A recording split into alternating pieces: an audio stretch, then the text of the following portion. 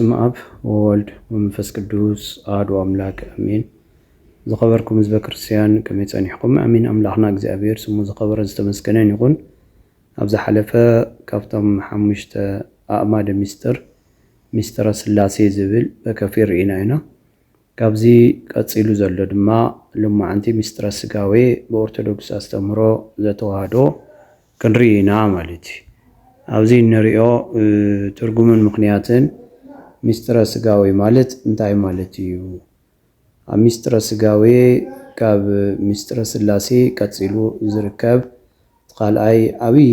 ኣእማድ ወይ ከዓ ዓምዲ ቤተክርስትያን ተባሂሉ ካብቶም ሚስጥር ዝግለጽ ሓደ እዩ ማለት እዩ። ስለዚ ኣብ ሚስጥረ ስጋዌ ክነልዕል ከለና ኩሉ ግዜ እመቤታችን ቅድስት ድንግል ማርያም መሰረት ምስኡ ጌርና ኢና ንናገር ማለት እዩ። ምክንያቱ ስጋ ዝለበሰሉ ወይ ከዓ እቲ ስጋ ንኽርከብ ካብ እመቤታችን ካብ ቅድስተ ቅዱሳን ድንግል ማርያም ወላዲተ ኣምላክ ካብ ስጋ ካብ ነፍሳ ከዓ ነፍሲ ገይሩ ካብ ክልተ ኣካል ሓደ ኣካል ካብ ክልተ ባህሪ ሓደ ባህሪ ዝወሰደሉ መሰረታዊ ንሳ ሰማያዊት ዳግማይ ወይ ከዓ ተምሳሊት ኢየሩሳሌም ተባሂላ ትግለጽ እመቤታችን ቅድስት ድንግል ማርያም ንሳ ማእኸል ብምግባር እዩ ማለት እዩ። ስለዚ ትርጉም ሚስጥረ ስጋዌ ክንሪኦ ከለና ጎይታናን መድሓኒናን ኢየሱስ ክርስቶስ ካብ ቅድመ ዓለም ካብ ኣቦኡ ካብ እግዚአብሔር ኣብ ብዘይ እኖ ዝተወልደ ከምኡ ድማ ድሕሪ ዓለም ካብ እመቤታችን ካብ ቅድስት ድንግል ማርያም ብዘይ ኣቦ ዝተወልደ ፍጹም ሰብ ፍጹም ኣምላኽ መሰረት ብምግባር እዩ ማለት እዩ። ስለዚ እዚ ክልተ ነገር ኢና ንርኢ። ቃል ስጋ ኮነ ካብኡ ከዓ ዘይረአ ተራእየ ንብል። ቃል ስጋ ኮነ ማለት ዮሐንስ ወንጌል ምዕራፍ 1 ካብ ፍቅዲ 14 ዘሎ ቃል ስጋ ኮነ ጸጋን ሓቅን መሊእዎ ከዓ ኣብ ማእኸልና ሓደረ። ሚስጥረ ስጋዌ ማለት ሓደ ካብቶም ሰለስተ ኣካላት ስላሴ ዝኾነ እግዚአብሔር ወልድ ንደቂ ሰባት ንምድሓን ስጋ ዝለበሰሉን ሰብ ዝኾነሉን ዓብይ ሚስጥር እዩ ማለት እዩ። ካሊእ ድማ ዘይረአ ተራእየ ክንብል ከለና እቲ ብመለኮቱ ረቂቕን ዘይጭበጥን ዝነበረ እግዚአብሔር ወልድ ብስጋ ተገሊጹ ዝጭበጥን ዝድህሰስን ኮነ። እዚ ድማ ኣምላኽ ሰብ ዝኾነሉ ሰብ ድማ ብተዋህዶ ኣምላኽ ዝኾነሉ ፍጹም ክብርን ሚስጥርን እዩ ማለት እዩ። ኣብዚ ክልተ ሚስጥር እንሪኦ እንታይ እዩ? ቃል ስጋ ኮነ ወይ ከዓ ዘይተራእየ ተራእየ ክንብል ከለና ብከዊንነት ስላሴ ኣብ ሚስጥረ ስላሴ ከም ዝረኣናዮ ብከዊንነት ሰለስተ እዮም። እዚ ማለት ኣብ ከም ልቢ ወልድ ከም ቃል መንፈስ ቅዱስ ከዓ ከም እስትንፋስ ማለት እዩ። ኩሉ ነገር ክትግበር ከሎ ኣብዚ ዓለም ብእግዚአብሔር ኣብ ይሕሰብ ብእግዚአብሔር ወልድ ከዓ ይንገር ብእግዚአብሔር መንፈስ ቅዱስ ድማ ይትግበር ማለት እዩ። ስለዚ ነዚ መሰረት ብምግባር እውን እዞም ክልተ መሰረታዊ ታዩ ቃል ስጋ ኮነ ማለት እቲ ብግብሩ ተወላዲ ዝኾነ እግዚአብሔር ወልድ ጎይታናን መድሓኒናን ኢየሱስ ክርስቶስ ተወላዲ ስለ ዝኾነ ግብሩ መጺኡ ካብ እመቤታችን ካብ ቅድስተ ቅዱሳን ካብ ወላዲተ ኣምላክ ካብ ስጋ ካብ ነፍሲ ነፍሲ ወሲዱ ካብ ክልተ ባህሪ ሓደ ባህሪ ካብ ክልተ ኣካል ሓደ ኣካል ብምዃን ፍጹም ሰብ ዝኾነሉ ሚስጥር እዩ ማለት እዩ። ስለዚ ንዝውን እዩ ትዘይረአ ተራእየ ማለት ንሙሴ ኣብ ሲና ተራራ ኮይኑ እግዚአብሔር ሆይ እስኪ ገጽካ ርኤኒ ኢልዎ ነይሩ። ሕዚ ክትርኤኒ ኣይትኽእልን ወይ ከዓ ሕዚ ዘሎ ሕቆይ ብድሕረ ኢኻ ትርኤኒ ዘለኻ፣ ነገር ግን ኣብ ውስንነት ኮይኑ ፍጹም ሰብ ኮይኑ ዝመፀሉ ግዜ ያው ክትርኤኒ ኢኻ ኢሉ ቃል ከም ዝኣተየሉን ንርኢ ማለት እዩ። ሙሴ ካብ ምድረ ሙታን ከምኡ ድማ ኤልያስ ድማ ካብ ምድረ ህያውን ኮይኖም ንኢየሱስ ክርስቶስ እናጸለየ መጺኦም ክምስክሩ ንርኢ ማለት እዩ። ብቲ ቃል ኪዳን መሰረት እዚ ኣምላኽ ካብኡ ቀፂልና ኣምላኽ ንምንታይ ሰብ ኮይኑ ሰብ ምዃን ዘድልየሉ ንምንታይ እዩ እዩ። ምክንያቱ መብዛሕትኡ ሰብ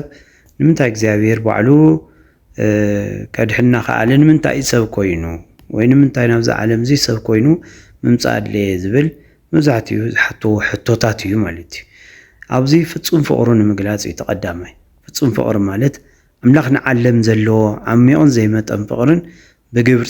ብግብሪ ንምርኣይ እውን ሰብ ኮነ እዩ ዝብል ኣብ ዮሃንስ ወንጌል ምዕራፍ 3 ካብ ፍቕዲ 16 ዘሎ ፍቕሩ ንክገልጸልና ዓሚቑን ዘይመጠንን ፍቕሪ ንዓለም ክንዱ ዝኣክል ፈትይዎ እዩ ዝብል እዚ ዓለም እዚ ሓደ ወዲ ሕሊፉ ንሞት ክሻዕ ምሃብ እዚ ዓለም እዚ ፈትይዎ እዩ ዝብለና ስለዚ ፍቕሩ ይገልጸልና ኣሎ ማለት እዩ ንወዲ ሰብ ብግብሪ ንዝፈጠረና ሰባት ክንደየናይ ዝኣክል ከም ዝፈትየና ንምግላጽ ፍቕሩ ንምርኣይ ናይ መጀመርያ ሰብ ምዃን ኣድልይዎ ማለት እዩ እቲ ካልኣይ ከዓ ቃል ኪዳን ንምፍጻም እዩ ቃል ኪዳን ንኣዳምን ሔዋንን ድሕሪ ምውዳቖም ዝኣተወሎም ናይ ድሕነት ተስፋ ንምፍጻም እዩ ማለት እዩ ምክንያቱ ኣብ 5 መዓልትን ፈረቓን መጽ ካብ ጓልጓልካ ተወሊደ ከድሕነካ እየ ዝብል ፍጹም ዝኾነ ቃል ኣሎ ሰዓትን ግዜን ከይሕለፈ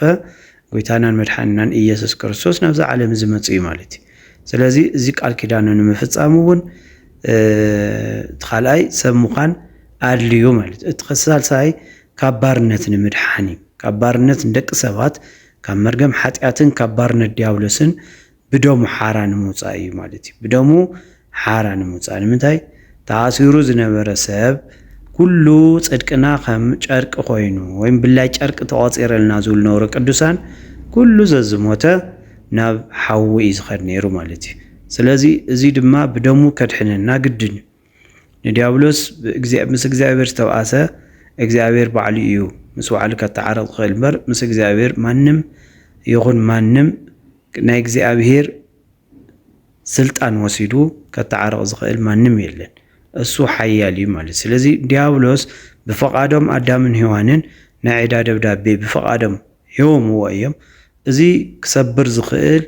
ልዕሊ ዲያብሎስ ዝኾነ ንዕኡ ዝፈጠሮ ኣምላኽ ብቻ እዩ ማለት እዩ ስለዚ እዚ ድማ እዩ ንደቂ ሰባት ካብ መርገም ሓጢኣት ንኸድሕኖም ተኸባርነት ዲያብሎስ ብደም ሓራ ንምውፃእ ሰብ ምዃን ኣድልይዎ ንብል እቲ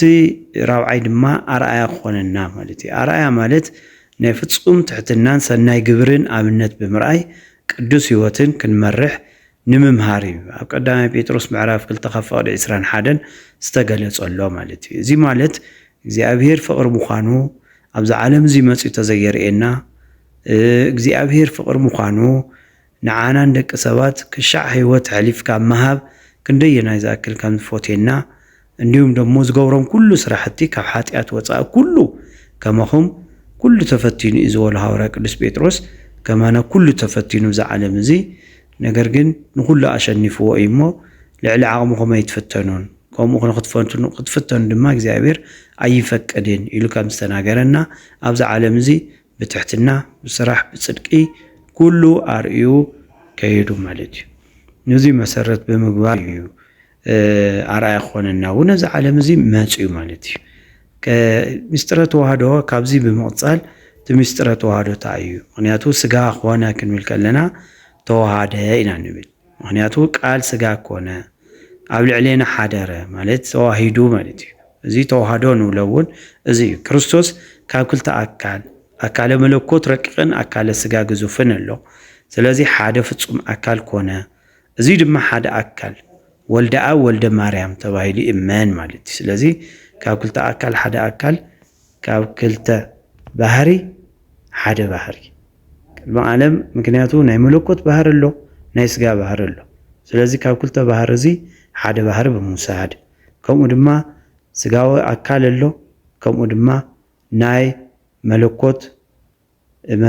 ረቂቕ ዝኾነ ኣካል ኣሎ ማለት እዩ ስለዚ ካብዚ ክልተ ኣካል ሓደ ኣካል ብምውሳድ ካብ ክልተ ኣካል ሓደ ኣካል ኮይኑ ወልደ ኣብ ወልደ ማርያም ተባሂሉ ኣብዚ ምድሪ እዚ ዝተወለደ ብምስጢረ ተዋህዶ እዩ ማለት እዩ ብተዋህዶ ንብል ናይ ባህሪ ተዋህዶ ከዓ ኣሎ ካብ ክልተ ባህሪ ዝብልናዮ ባህሪ መለኮት ዘይመውትን ባህሪ ስጋ መዋትን ዝኾነ ሓደ ፍጹም ባህሪ ኾነ ኢና ንብል እዚ ድማ ብዘይ ምትሕውዋስን ብዘይ ምፍልላይን ዝተፈጸመ ተዋህዶ እዩ ነዚ እዩ ተዋህዶ ኦርቶዶክስ ተዋህዶ ሚያፊሲቲዝም ተባሂላ ትጽዋዕ ማለት እዩ ካብኡ ብምቕጻል ዘሎ ድማ ኣርባዕቱ ናይ ተዋህዶ ቃላት ዝብል ክንርኢና ማለት እዩ ናይ ኣርባዕቱ ናይ ተዋህዶ ቃላት ብኸመይ እዩ ምክንያቱ ሓደ ብዘይ ምትሕውዋስ እዩ ተዋህዶ ካልኣይ ብዘይ ምፍልላይ እዩ ሳልሳይ ብዘይ ምልዋጥ እዩ ራብዓይ ከዓ ብዘይ ምምቃል እዩ ማለት እዩ ከመይ እዩ ተዋህዶ ተልና ብተኣቅቦ እዩ بتأقو زبل مقلاص أوني زوم 4 نجرات مقلاص زلينا ما بزي متحواس مالت ملكوتن سجان أو توهادو منتهم كيت أفن كيت تحاوسن حدا قنا مالتي زي مالت متحواس يكونن وين إحنا لك غمزي صابان بونن نحاوسو عينت أتحاوس يكونن ملكوتن سجان أو توهادو منتهم كيت أفن كيت تحاوسن حدا قنا نولا بزي مفلي لاي مالت كعا ملكوت كاب سجا دما كاب ملكوت كاب تستوى حدلو كأصبت جميرو فتصيمو أيتفلالين مالتي سلازي حدا مسارت أو نجار كنفلتو زقبالنا أو توهادو بزي مفلي لاي مالت انديو داغماي مسعات كمتصكلو إيسوس كريستوس باكاله سقو يخمص مالتي مغنياتو فصوم سب فصوم أملاك كوين مالت ملكوت زلبس سجا سلازقونه تسجا زفلا يكونن ወይ ከምናትና ሞዋቲ ስጋ ክንብል ከለና ኣብዚ ምድርዚ ዝተርፍ ናይ ሞት ወይ ከዓን እንደቀ ሰባት ከም ዝርዳእና መሰረት ገይሩ በአካለ ነፍሲ ሲኦል ከይዱን አዳም ድሒንዎ 3 መዓልቲ ሞይቱ ክንብል ከለና ነገር ግን ኣብ ሳልሳይ መዓልቲ ዝትስእ ዘሎ እቲ ዝለበሶ ወይ ከዓ ብተዋህዶ መለኮት ዝለበሰ ስጋ ስለዝኾነ እዩ زي دما ملكوت كاب سجا دما كاب ملكوت كاب تستوى هذا اللي كتبت جميرو فتصيمو أيتفلالين مالتي بزي ملوات كنمل كلنا دما ملكوت بحري يلويتو ناو سجا يتغيرن سجا ونا ملكوت النت أيتلوت أن مالتي نايو على زغنة بحر اللو ملكوت بحري يلويتو ناو سجا يتغيرن سجا ون ناو ملكوت النت أيتلوت أن مالتي ذكر إن خلو يسوع كريستوس فتصوم أملاخ فتصوم سبي كنمل كلنا سجا سلازلبسة يتأمن نيرو سجا سلازلبسة يدكم نيرو كنمل كلنا زي تناي سجا بحري نملكوت ويكع ملكوت نسجا بحري زلوا عوطو عين وران مالتي سلازي ببحري قد اللو مالت ملكوت سلازقنا فتصوم أملاخ سلازقنا مالتي كادحن كلو ويكع منافست كل كوتس كلو اتهم زغورم دنك تأمراتات عين بعلو عين زين ورثة بشكات أفتيفو عين خفتلو خلو ازي ما فتصوم ملكوت مخانو فتصوم أملاخ سلازخوانا بتيني أملاك النت دمو نتسقع فتصوم بسقع بفتصوم ملكوت زاعتو كعبو استلوطه ايكونين مالتي سلاز بتوهادو كنمل كلنا بتأقوا مالتي بزي ممقال كنمل كلنا دما كريستوس دحر توهادو ناب كلتا أكل وي كلتا بحري فتصيمو أي خفلن حدا بحري ما كاب كلتا بحري حدا بحري كاب كلتا أكل حدا أكل بمخاني فتصوم أملاك كوينو نيفل مالتي زي مالت بخالي أقلال صعب تأقوا مالت سقا بمن كي قلتا بملكوت كي قلتا ملكوتون بسقا نت كي تلوتا فتصوم أملاك فتصوم سب زغونلو ميستريو مالتي سلازو زي مزي مسارت بمقبار ولاديت أملاك قدس دنجل مريم أبزي مستر سجاوي ويدما نتي سجا نمركب مجنيا زغونات ويكا أبتناتا مهتن حديرو كاب سجا كاب نفسي زو سادة فتصوم أملاك زي أبيهر نزي ولاديت أملاك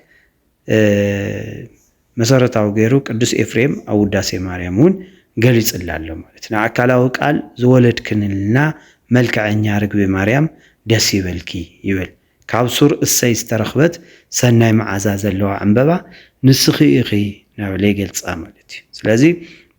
أوزي ونيو تناي مسالياوي كنريو كلنا ميتاچن مستر سقاوي مسارة أوزلاتلو السو مستر سقاوي كلا عالكالو كل جيزي كوم دما ميتاچن قدس دنجل مريم ناتا مسارة بمقبارون كاوزي ناي سقاوي مركبيت زغانت ميتاچن قدس دنجل مريمون السام أخل بمقباريو مالتي سلازي قروم ناي توهادو مسالي اللو مسالي خنرق لنا حاتسينا وحاو خاط قلو وعن برهانن حاون يلبس مبر حاتسينتو أيطفن حاوون مس حاتسين توهيدو عين بر حاونتو أيطفن ملكوتن سجان دما خمز بزي مرمر بدنك توهادون حادو خونو ملكوتن اي سجا بحري حمام دخام موت غنزو غبرايبل سجا دما ناي ملكوت كبري هياونت سلطان فواسنت ገንዘቡ ገበረ ይብል ማለት እዩ ስለዚ ኣብዚ መሰረት ብምግባር እውን እዩ መለኮት እና ስጋ ብተዓቅቦ ኢና ንብል ተዋህዶ ብተዓቅቦ ዝብል ከምታ ዓንተ ዝገለጽናየ ማለት እዩ ስለዚ ክልተ ልደታት ወልድ ክንርኢ ከለና ቀዳማዊ ልደት ዘለዓለማዊ እግዚአብሔር ወልድ ቅድሚ ምፍጣር ዓለም ዘመን ከይቆፀረ ካብ እግዚአብሔር አብ በመለኮት ብዘይአደ ዝተወልደ ዘለዓለማዊ ልደት እዩ ማለት እዩ ምክንያቱ ቅድመ ዓለም እግዚአብሔር ወልድ ካብ ባህሪ አቦኡ